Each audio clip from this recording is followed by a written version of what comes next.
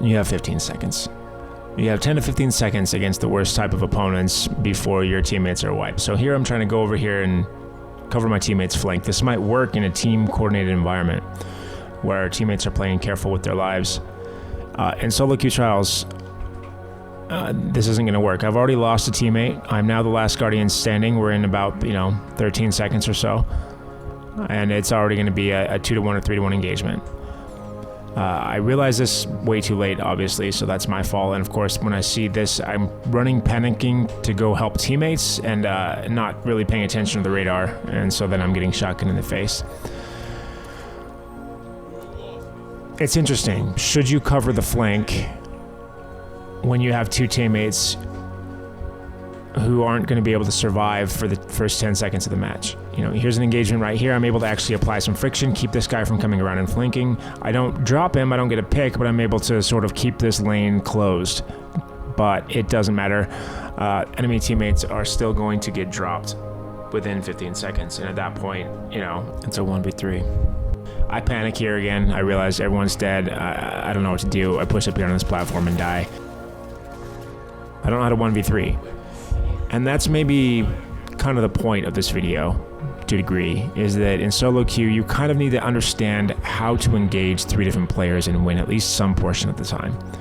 And I think rule number 1 about defeating 3 different players is going to be using your special ammo more than I have a tendency to use. I was watching a video by, I think it's Awake, and talking about, if you're facing a shotgunner, he's going to one-shot you. If you've got a sniper, even though a sniper may not be the best weapon for that range, you want that sniper because it's really the only weapon you're going to be able to get that kill with fast enough, right? Think about it this way. If you only think that you've got a 1% chance of landing that shot with your sniper, it's still better to take it because you're not going to win with your primary against a shotgun at that range. Sniper's better.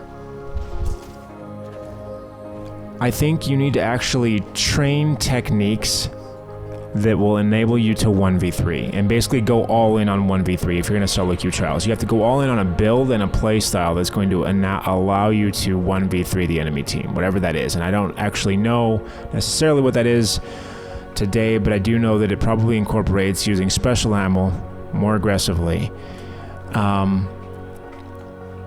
You still want to stick to cover. You still want to play your life.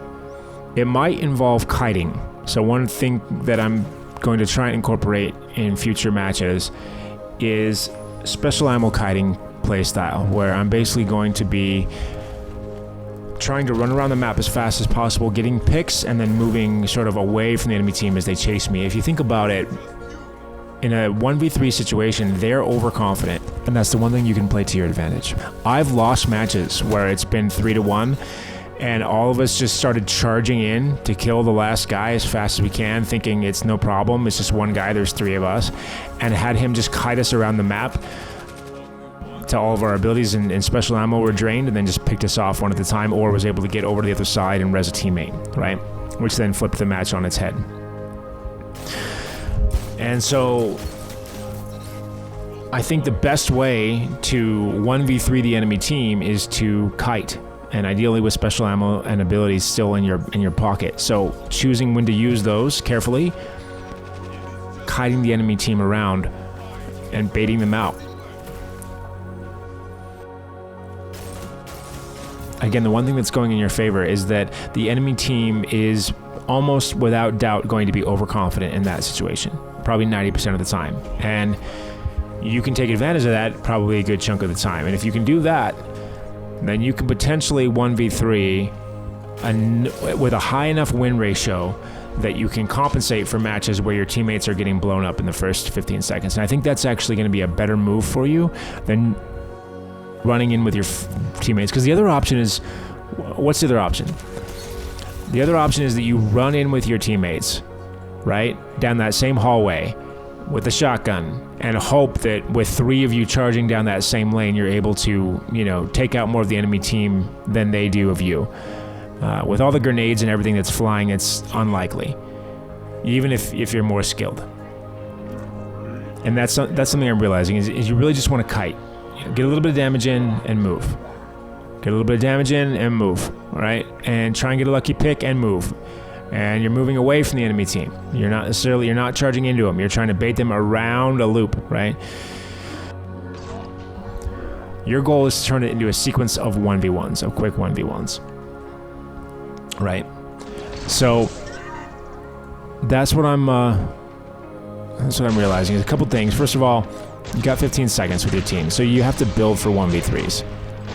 If I can get that first pick 1v1, now it's just a 1v2. All I need at that point is to get one additional lucky pick, and then it's a 1v1. And by the way, at that point, the other enemy teammates may be a little panicked, a little bit frazzled, because everything was going their way, and now they suddenly don't know what to do, because they may not necessarily know how to play a 1v1 very good. They may be good at aping the enemy team, but once that special ammo is spent and their abilities are burned, they may not know how to play a longer game.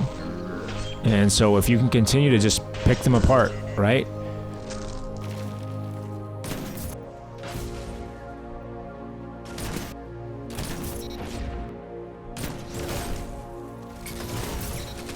I think in Trials solo queue, again, your biggest obstacle, your biggest goal is going to be skilling up for 1v3 engagements. Again, the idea being there to try and kite and turn that into a sequence of 1v1s. And then special ammo is almost certainly going to need to be part of the equation.